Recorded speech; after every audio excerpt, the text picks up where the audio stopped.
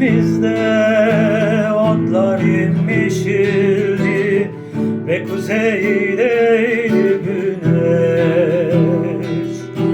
Kömür deposu boşaldı işte, mama sonbahar geldi.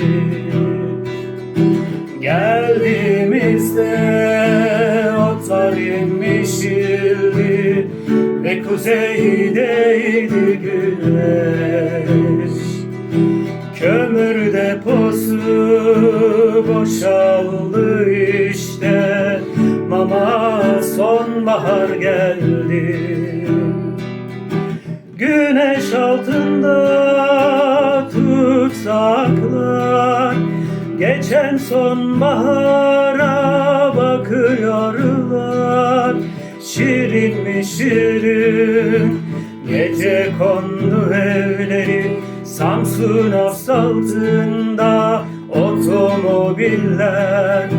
Ne güzeldir yollarda olmak şimdi.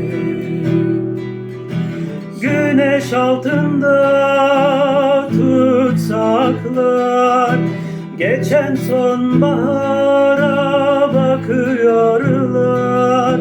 Şirin mi şirin gece kondu evleri, Samsun asfaltında otomobiller. Ne güzeldir yollarda olmak şimdi. Ne güzeldir yollarda